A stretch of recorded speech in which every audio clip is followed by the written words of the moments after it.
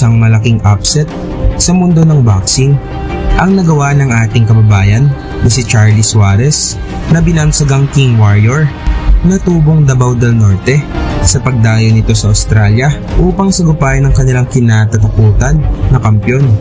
Matapos nakakuha ng malaking panalo ang Pinoy na si Charlie Suarez sa bansang Vietnam kontra sa pambato ng Indonesia na si Jeffrey Palulo sa pamamagitan ng technical knockout sa round 2 at naiuwi nito ang IBF Asia Super Featherweight title. Ngayon lang March 15, 2023 mga bro, dumating ang isang malaking pagkakataon nitong si Charlie Suarez. Dumayo ang kanyang team papuntang Australia upang sagupain ng undefeated Australian champion na si Fall Fleming na binansagang Showtime. Dahil sa galing nito, hindi basta-bastang boxer itong si Fleming mga bro, dahil 4 na titulo ang hawak nito. Ito ay ang IBF Pan Pacific, IBO Intercontinental, WBA Oceania at WBC Asian Boxing Council Super Featherweight titles. Samantalang Pinoy na si Suarez mga bro ay nagrepresenta sa Pilipinas sa Asian Games at Olympics bago pinasok ang pro boxing, na kung saan sa amateur ay nakatapat na nito ang former pound for pound king sa buong mundo na si Vasil Lomachenko. Tara na mga bro, ating balikan kung paano pinabagsak at pinasuko ng Pinoy na si Suarez ang Australianong si Fleming mismo sa baluarte nito upang makaligtas sa planadong dayaan. Bago ang laban mga bro, silipin muna natin ang kanilang mga kartada. Dala ng Pinoy na si Suarez ang 14 wins, 0 losses at 8 knockouts, habang ang kampiyon naman na si Fleming ay may 28 wins, walang talo at 18 knockouts. Ito ay title eliminator at depensa na rin ni Fleming sa mga hawak niyang titulo na naganap sa Kevin Betts Stadium, Sydney, Australia. Sa round 1 pa lang mga bro, magaganda na kagad ang pinakita ng dalawang boxers na parehong gustong makakuha ng maagang knockout. Yung putray mo umiiwas sila. Work now!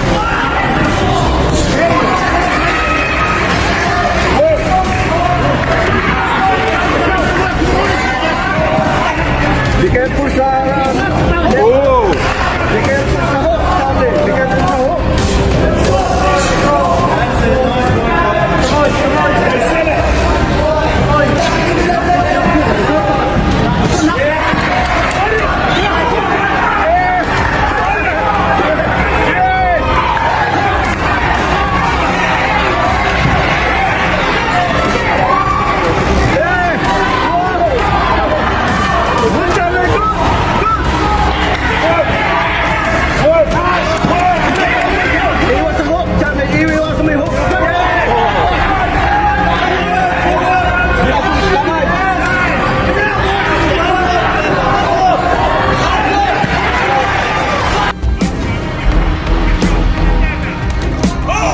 Suarez, here comes Fleming, turns him and comes back. Suarez covers up well.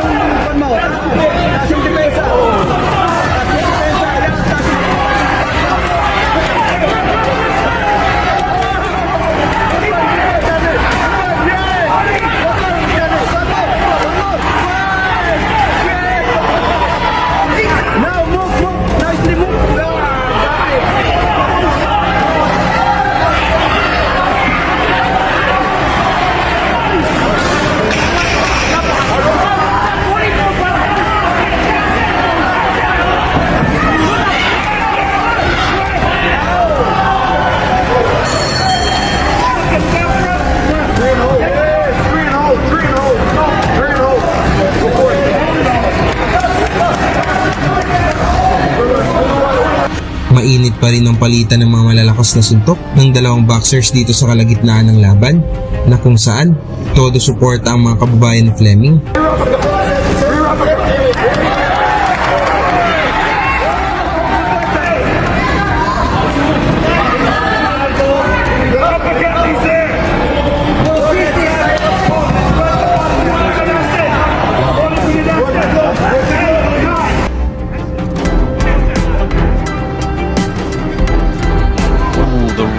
Of Suarez just whizzed by.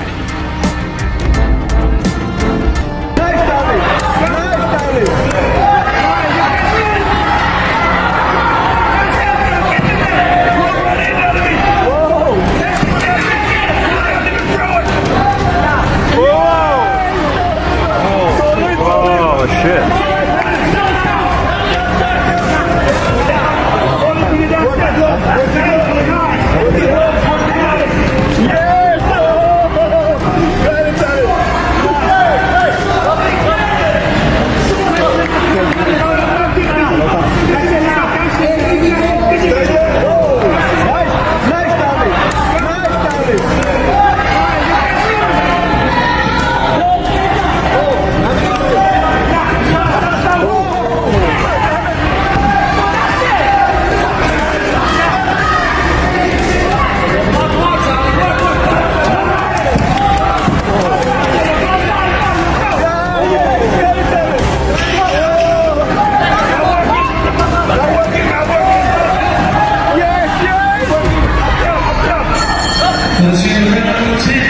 Pagdating ng round 11 mga bro, umatake si Suarez dahil delikadong mabiktiman sa hometown decision, ngunit panayakap si Fleming upang mapanigurado ang panalo.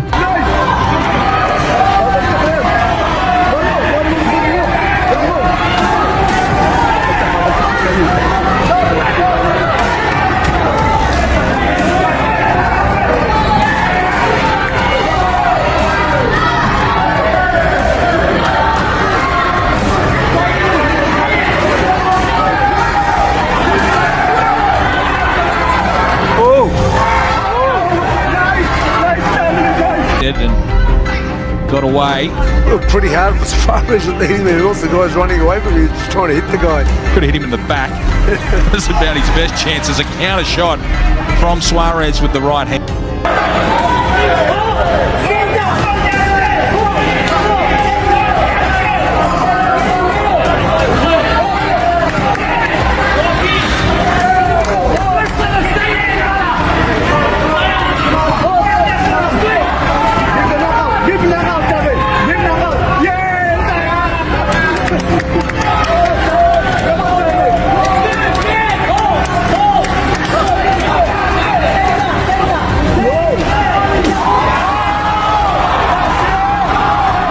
Mula sa palitan ng kombinasyon, napabagsak ni Suarez si Fleming. Talagang nasaktan ito, ngunit nalampasan pa nito ang bilang ng referee.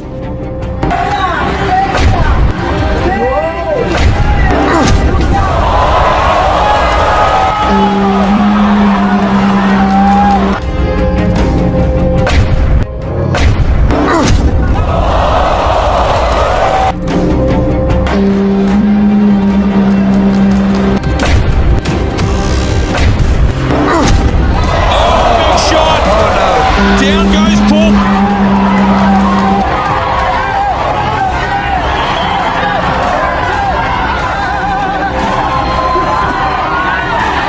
Mula dito mga bro, binanata na ng Pinoy na si Suarez, ang hilo pa na si Fleming, hanggang sa tinigil na lang ng referee ang laban.